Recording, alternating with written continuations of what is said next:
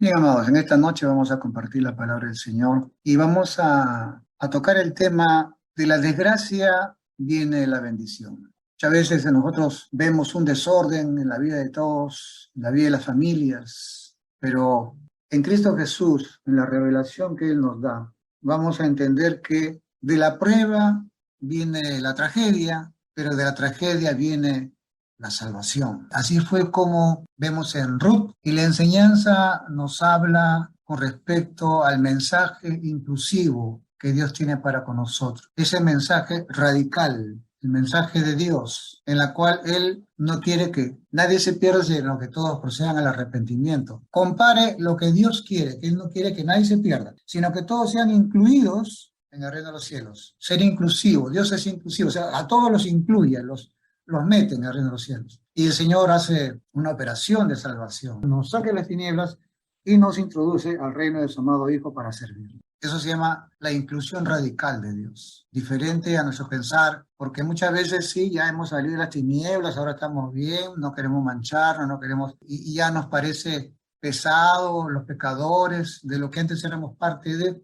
Y el corazón humano pues no entiende el corazón de Dios. El corazón humano no alcanza a entender. Por eso es que tiene que entrar el corazón de Jesucristo, la mente de Jesús en nuestra alma, corazón, alma, lo mismo, y de esa manera entrar en el amor de Dios. Con nuestro corazón no llegamos ni a la esquina para poder cumplir la palabra, pero con Jesucristo dentro podemos ya entrar dentro del pensamiento, dentro, y es muy diferente. Ya no lo hacemos nosotros, lo hace el Señor por nosotros. Es una especie de menguar para que Él crezca, pero Él tiene que crecer en su carácter, en su forma de ser, en el pensamiento y en el sentimiento de Dios. Siempre escuchamos, y también lo sentimos, que cansa, que incomoda el mundo de pecado. Claro, porque hemos salido de ahí, y ahí hay heridas, pleitos, celos, ira, adulterio, fornicación y todas esas cosas. Y a veces sufrimos o nos molesta de tal manera que nos incomoda, pero a Dios no le incomoda. Tanto no le incomoda que vemos en la Biblia versículos sobre la santidad de Dios, pero tenemos que ahí disgregar un poco, o sea, seleccionar, a ver si es que Dios es así o es que el Señor hace una operación salvífica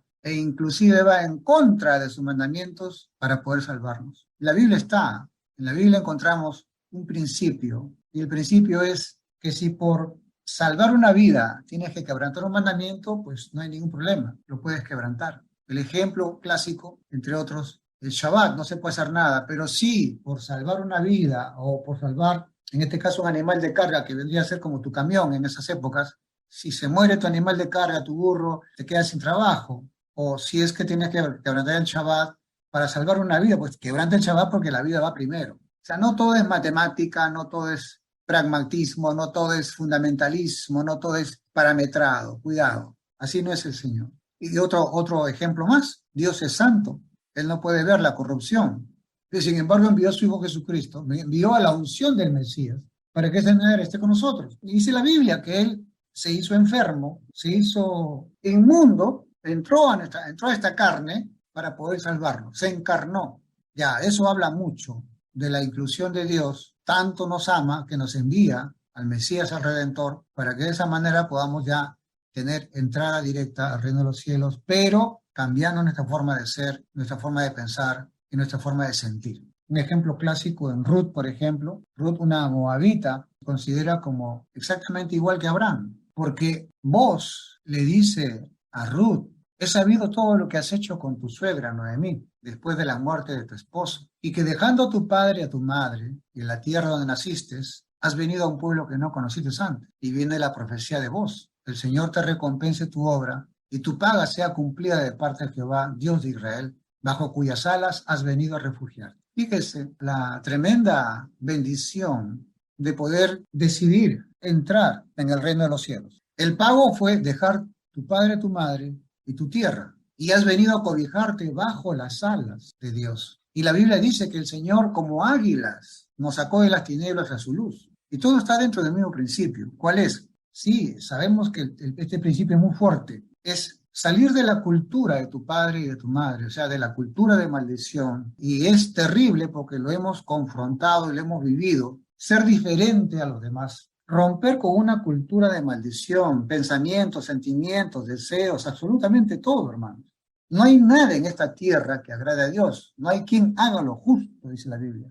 Todos se corrompieron y se desviaron a una. La tendencia, decía Dios a Noé, es tendencia al mal de continuo. Por más que aparentemente los pensamientos del hombre natural sean de buena voluntad o sean de que aparentemente sean buenos, tiene que haber un cambio radical y para eso se tiene que romper. No es romper papá y mamá en el sentido afectivo, no. Es romper la cultura pagana, es quitar casualmente todas aquellas cosas que tienen que ver con el pensamiento, con el sentimiento, con los principios de Dios. Entonces, vemos acá claramente que eso es lo que hizo Ruth, pero la pregunta es, ¿solamente Ruth? No, este mismo principio también fue Abraham.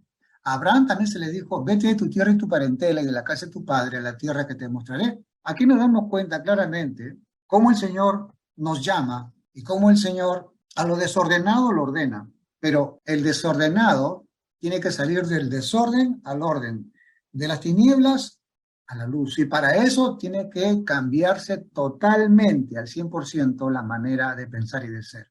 Al extremo que Pablo tuvo que decir, ya no vivo yo, más Cristo, más el Mesías vive en mí. Y ojo, estamos hablando de un judío ortodoxo, Pablo. Cosa podía morir en Pablo si Pablo tenía el judaísmo, tenía la fe de Jesucristo, tenía los principios de Dios. ¿En qué falló el judaísmo? El judaísmo falló en que era tanta cosa, tanta bendición y tanta inteligencia y tanta sabiduría de Dios, que ya el problema no era la sabiduría de Dios, sino que el pueblo judío se creyó ya se creyó por encima de todos los pueblos. El ego, se le subió el ego santo, ¿no? Al extremo de que, llegaron al extremo de que, y hasta ahora no se quieren mezclar con nadie porque ellos son los llamados, en fin. Y eso es lo que pasa cuando viene el ego, te crees más que los demás. Y en el pecado lo mismo, eres más pecador, eres el que tiene más plata o eres el que tiene más santidad. Ese es el desenfreno del hombre que se cree más que los demás. El ego. Al extremo, que vuelvo a repetir, Pablo tuvo que decir, ya no vivo yo, más el Mesías vive en mí. O sea, es necesario que venga el Mesías para que viva en mí, para que yo pueda estar correctamente sintonizado con Dios. Y claro, porque Pablo conversó con Jesucristo, se le presentó vivo, con pruebas indubitables. Conversaron y evidentemente que la teología rabínica estaba fuera de los planes del Mesías del Redentor. Empezamos a decir al comienzo, Dios es inclusivo, Él quiere incluir a todos. Ahora, no todos son los que se meten, pues son aquellos que obedecen. Pero dentro de esos todos, evidentemente que el Señor te transforma, te cambia y te pone en una nueva dimensión espiritual. Y eso Pablo lo entendió, porque tuvo que aceptar que la teología judía no llegaba absolutamente a nada de los planes de Dios. Principios sí, pero estrategia no. Ahí está el tema. Los judíos se creyeron los exclusivos. Nadie podía entrar. En cambio, Jesucristo dijo, no, somos inclusivos, todos están bienvenidos. Prueba del canto, pues los gentiles recibieron el Espíritu Santo y ahí fue donde Juan, Pedro, todos dijeron, verdaderamente Dios no hace acepción de personas. Todos están llamados para entrar en el reino de los cielos. Viene la pregunta, pero ¿de qué manera? O sea, ¿cómo va a entrar el Espíritu Santo, el Espíritu de Santidad en una persona desordenada, en un gentil, en un pagano, que inclusive su vida misma es un desorden? Mira cómo vive. Pero, amados hermanos, vuelvo a repetir, el tema acá es de la voluntad divina de inclusión radical. Dios quiere que todos procedan al arrepentimiento. Dios quiere que todos entren en el reino de los cielos. Esto nos lleva a pensar, por ejemplo, en el origen de Ruth. Ruth era moabita, de Moab. Y vaya que Moab fue hijo de Lot. Moab fue de un incesto, pero cuidado, o sea, no era una cosa intencional, no, sino que simplemente Lot sale de una desgracia, de una hecatombe. El Señor envía a las ciudades de Sodoma y Gomorra una hecatombe nuclear, y hoy es el Mar Muerto. 7 ciudades habían ahí, y sale Lot con sus hijas. Y claro, parecía el fin del mundo. Entonces, y las hijas dijeron, bueno, no hay hombres. Entonces, bueno, con nuestro papá, y ahí salió Moab. Moab casualmente significa hijo de mi padre. De ahí viene la zona de Moab, que es lo que hoy día es Jordania, que está al otro lado del Mar Muerto. Está la costa, está Israel, está el Mar Muerto, y después viene Jordania. Moab se hizo un pueblo, creció, hoy es una nación. Y no solamente pasó eso, sino que el comienzo fue incestuoso. Uno de los reyes de Moab, Balac, como los dividía pues el mar muerto y solamente podían cruzar por el norte o por el sur, Balac manda llamar a un profeta para que maldiga al pueblo de Israel. Eso está en Números capítulo 22. Luego, en el Números capítulo 25, vemos cómo las mujeres moabitas fueron y enamoraron a los hijos de Israel y los hijos de Israel se llegaron a la idolatría. Las mujeres obligaron a los hombres de Israel a hacer no solamente el adulterio espiritual, sino que también adoraban imágenes. Y todo esto llegó tanto a molestar que Moisés tuvo que decretar y decir que Moab no va a formar parte de la congregación de Israel. Así de simple. Deuteronomio capítulo 23, verso del 3 al 4. Terrible fue. Moab dice que no va a formar parte de la nación de Israel. Lo sacaron a Moab. De paso, Moab, ya les dije la ubicación, ahí eso le correspondía a Adán, a una de las tribus, pero se separaron. Ruth viene de un pueblo terriblemente desobediente, inclusive Moab. Fíjese que Moab significa el bote de la basura de Dios, y eso inclusive está en los Salmos. En el Salmo 108, verso 9, fíjese lo que dice: Moab es el recipiente en que me lavo los pies. Mi sandalia tiraré sobre Edom y cantaré victoria sobre Filistea. Esto es tremendo. O sea, David habla sobre Moab. ¿Quiénes eran los que lavaban los pies? Los sirvientes, los que hacían los trabajos sucios. Así se les consideraba a los de Moab. Y Ruth aparece en la historia de esta nación. Ahora, podemos decir, se portaron mal, maldijeron a Israel, sus hijas obligaron a ser idólatras, y por último fueron prohibidos de ingresar a la tierra de Israel, al pueblo de Dios. Ya está. Entonces, Moab ya fue. ¿Y qué hace Dios? Dios se encarga de que Ruth, nada más que la moabita, forme parte ahora del pueblo de Dios mediante el libro de Ruth. Fíjese, nada más y nada menos, la escritura separa la historia maravillosa de inclusión de Dios y se llama el libro de Ruth. Ahí está esta pareja que estuvieron con hambre en Israel, en Judá, y dejaron Judá con su esposa y sus dos hijos para irse a Moab. Moab es una meseta, está en altura. Hay agua, hay lluvia, hay fertilidad. Como también a veces hay sequía. Pero entre esas alternancias de sequía en ciudad, abundancia en Moab, y a veces también sequía en Moab y abundancia en Judá, llegó el tiempo en que Elimelech, que significa Dios es mi rey, Noemí, que significa agradable o gozo, que le gusta estar solamente en cosas buenas, no en cosas malas. Malón, su hijo, malsano, enfermizo, y Kelión, débil, van allá y venden sus cosas de Judá y se van a Moab. En Moab compran tierras, porque todo el tiempo en esas épocas era pues todo era agrícola, siembran y les fue mal. Ellos eran de clase adinerada en Judá y también fueron a Moab y también de clase adinerada, fueron con dinero, pero perdieron todo. Murió Elimelech, murieron sus hijos Malón y Kelión y quedó Noemí con sus dos nueras, Ruth y Orfa. Y ahora, a veces, amados hermanos, usted acá lo puede aplicar en su vida, en la vida de todos, o a la vida futura, o nos puede esto hablar de muchas enseñanzas de principio de Dios. Podría decirse que, bueno, ahí está, ellos pudiendo quedarse en Judá como tenían graneros, tenían todo, podían apoyar en época de hambruna a sus hermanos, abandonaron a sus hermanos judíos y se fueron a otra tierra. Ahí está, castigo por eso. Puede ser también, usted le puede aplicar, pero lo importante acá es cómo es que un pueblo que está desacreditado, que se portó mal en el pasado y que por último no está con licencia para ingresar al pueblo de Dios, ¿cómo es que el Señor de ahí saca a una de sus princesas, Ruth, porque tampoco eran cualquiera, y la trae a Judá y que de ahí ella se convierta en la tatarabuela de Jesucristo, del Mesías, del Redentor?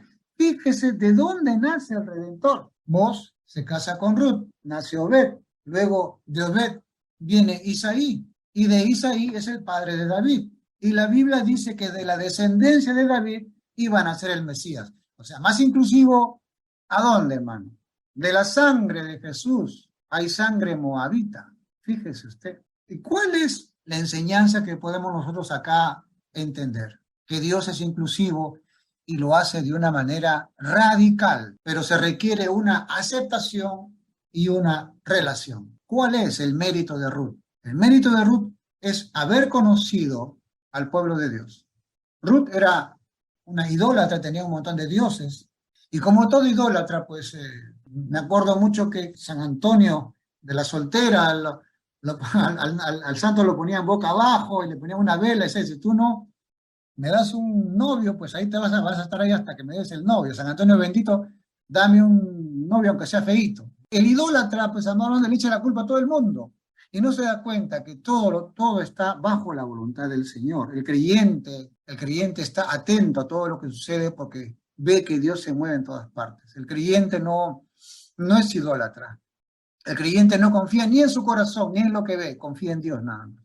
Y Ruth era así, hasta que, evidentemente, como Abraham también fue un idólatra, escuchó en ese tiempo la prédica era Dios es uno. Hay un solo Dios, no hay un montón de dioses, hay una sola voluntad. Y todo se mueve por la voluntad de Dios. Y hay un plan de Dios también. Y Dios dijo, yo quiero conocer este Dios, al único solo Dios. Y fue a través de Noemí, como no, que aprendió y aprendió y aprendió. Le encantó tanto los principios de Dios, este Dios nuevo que ella nunca había conocido. Que cuando sucedió todo, fíjese usted, ella dijo, esto no es por las puras. Si hay un Dios, Él tiene que tener control de todo esto. Murió mi suegro, murió mi esposo, murió mi cuñado, y nos quedamos las tres solas acá. Hay un mensaje, y estaba atenta a lo que decía Noemí. Noemí, evidentemente, pues, como judía, sabía que en Moab solamente quedaba la desgracia porque perdió todo. Y dijo, bueno, tengo que regresar a Judá. Ya no regresaré como la agradable, porque ella hacía fiestas y a todos las hacía pasar bien. Ahora regresaré como una sirvienta, como una esclava, porque no tenía nada. Pues Noé dijo, pues me humillaré y regresaré, prefiero estar en mi pueblo y morir en mi pueblo, porque simplemente en mi pueblo, muriendo en la tierra de Israel, ahí va a venir el Mesías y de ahí de las cenizas voy a renacer para estar con Dios. Así lo piensan los judíos. Y por eso que muchos judíos cuando llegan a cierta edad, de mayoría de edad, venden todo y se van y compran una tumba y se van a vivir a Israel. Y así fue con Noemi. No importa, estaré pobre, pero ahí voy a morir. Y la respuesta de Ruth dijo, pues llévame, tu pueblo será mi pueblo, tu Dios será mi Dios. Y donde te entierren, ahí quiero yo también que me entierren. Esto es interesante. ¿Por qué Ruth le dice a Noemí, no me ruegues que te deje y me aparte de ti? Porque a donde quiera que tú fueres, iré yo, y donde quiera que vivieres, viviré. Tu pueblo será mi pueblo, y tu Dios será mi Dios. Y donde tú te entierres, ahí me enterraré también yo. ¿Por qué dijo Ruth eso? Ahora entendemos, pues, de acuerdo a la creencia, cuando venga el Mesías, Él va a hacer la resurrección de los muertos, lo mismo que le dijo Marta al Señor Jesucristo. Sí, sí, sabemos de la vida eterna, y sabemos de la resurrección de los muertos cuando venga el Mesías. Y Jesús dijo, yo soy. Y eso fue lo que Ruth quiso. Ella quiso redimir su alma, ya que en vida no lo podía hacer. Muerta en la tierra de Israel, ella también iba a ser redimida. Ella quería abrazar la fe de Israel. Y es así que cuando entra ya, y le invito a que lea la historia de Ruth, cuando entra, y evidentemente que entra como sirvienta, entra como pobre, y Noemí le dice que vaya a los campos de Bos, porque era la época de la cosecha. Y en esas épocas, pues como hay la prescripción judía en la cual si tú haces cosecha, pues cosecha lo que está maduro y lo que no, déjalo y lo que se cae ya no lo recoja para los pobres, lo que se llama el rebusque. Y así fue, y fue Bos que se enteró, todo el mundo se enteraba que ya estaba Noemí con una de sus nueras. Y Bos le dice, he sabido todo lo que has hecho con tu suegra después de la muerte de su marido, y que dejando a tu padre y a tu madre y la tierra donde naciste, has venido a un pueblo que no conociste. Mire lo que le dice, el Señor recompense tu obra y tu paga, tu remuneración sea cumplida de parte de Dios, el Dios de Israel, bajo cuyas alas has venido a refugiarte. Amado hermano, tiene su recompensa y tiene su paga, unirse al Señor Jesucristo. Usted se une bajo las alas del Señor Jesucristo. Y dice la palabra, usted tiene una recompensa por esa acción. por haber dejado padre, madre, o sea, los pensamientos paganos, sentimientos paganos, actitudes paganas, y entrar al pensamiento, al sentimiento y a la acción y a la vida para el Señor Jesucristo. Claramente, esa actitud de transformación, de cambio, para entrar en el pensamiento y la mentalidad del Dios de Israel, nuestro Mesías, nuestro Redentor, el Señor Jesucristo. Y no estoy hablando de dos, tres dioses, es un solo Dios. Mire lo que el Señor Jesucristo dice. Y esta es la vida eterna. ¿Y cuál es la vida eterna? Eso que Ruth quería, eso que el pueblo judío todavía ansía, pero bueno, una parte no lo reconoce Jesús, otra parte sí. Dice el Señor, esta es la vida eterna, que te conozcan a ti, al único Dios verdadero y al Mesías, al Redentor a quien has enviado. Que te conozcan, conocer, tener amistad, lo que Jesús dijo, ¿no? Ya no serán siervos, serán a mis amigos. Esa decisión que evidentemente tienen los llamados. Tampoco queremos ser excluyentes, no aceptas, te fregaste, ya no. Todos van a llegar a tener ese llamado maravilloso del Señor y todos van a responder que sí, en su tiempo del Señor. Claro, queremos que todo sea al mismo tiempo, pero no, el tiempo del Señor o el reloj del Espíritu Santo, que lo aprendí hace muchos años, y que verdad, todo tiene su tiempo, como dijo Salomón. Amados, dice la palabra, el Señor va a recompensar esa acción de haber dejado el mundo atrás y seguir a Jesús. Y vas a tener tu remuneración. Tu remuneración va a ser cumplida de parte del Dios de Israel, de nuestro Señor Jesucristo, bajo cuyas alas hemos venido a refugiarnos de parte del Señor. Todos tenemos derecho a refugiarnos en el Señor Jesucristo. La salvación es para todos. Por más que veamos negatividad, por más que haya decretos o situaciones en las cuales tú digas, no, este no tiene salvación, no, esta no. Mira todo lo que ha hecho, mira todo lo que ha pasado. Y sí, también te puedo decir el de Ruth, mira todo lo que han hecho, mira todo lo que han pasado y sin embargo Dios la utiliza y nada más que nada que la tatarabuela de Jesús. Ejemplos miles de hombres y mujeres que decidieron seguir a Jesucristo. Y del destino cruel y terrible que iban a tener, Dios los ha utilizado para su gloria y su honra. Y ahí está la galería de hombres de Dios, Hebreos capítulo 2, ahí está todo, por la fe, por la fe, por la fe, por la fe, y eso se sigue escribiendo hasta ahora. Hombres y mujeres que podemos haber visto sus vidas y, familia, pueblo, ni hablar, pero no, señores, Dios sigue levantando hombres y mujeres al extremo que Pablo dijo en Efesios 4:11, y él mismo constituye apóstoles, profetas, evangelistas, pastores y maestros a fin de perfeccionar a los santos para la obra del ministerio, hasta que todos lleguemos a la estatura del varón perfecto, a la plenitud del Mesías, del Redentor, de nuestro Señor Jesucristo. Sí, un pueblo olvidado, un pueblo inclusive que la Biblia dice que es el bote de la basura de Dios. Pero sin embargo, de ahí el Señor, de ahí nos saca, y de ahí el Señor levanta a hombres y mujeres. Vemos cómo el Señor sigue obrando y sigue levantando y cómo el Señor hace milagros, porque esta sabiduría o esta cultura o esta manera de vivir o de pensar o de sentir no es de este mundo, es divino. Y realmente, amados hermanos, es un privilegio. Nuestra oración es que nunca confundamos y que nunca mezclemos las cosas del mundo con las cosas de Dios. En el mundo, pues todo es agradable a la vista, todo parece bonito, todo, pero, amados, hay una pequeña clave nomás, y es discernir qué es lo temporal y qué es lo eterno. ¿Qué es lo que se queda en esta tierra que nos vamos a llevar y que no es menester que estemos ocupados en ello? ¿O qué es lo eterno y que vamos a estar en la presencia de Dios? Y por eso es que en este caso Ruth decidió la eternidad, porque dijo, yo quiero que me entierren para que cuando venga el Mesías me levante juntamente con todos los muertos y entrar en la presencia de Dios. Y la maravilla de todo esto, repetimos, es que Dios se encarga de poder incluir a todos sin ningún problema. Un pueblo desechado, un pueblo decretado que no iba a entrar. Pero Jesucristo dijo no. Los huele protagonistas de la historia divina, Ruth como la tatarabuela del Señor Jesucristo. Amados, aprendamos de todo esto y que nuestro corazón sea inclusivo, que no separe a nadie. Y esto lo digo desde mi corazón, o sea, mi corazón es separatista, no, este sí, este no. El corazón de Jesús es otro. Aprendamos cada día para poder incluir a todos en el reino de los cielos. Y dejemos al Señor los resultados. Dios le bendiga, Dios le guarde. Bendiciones para todos.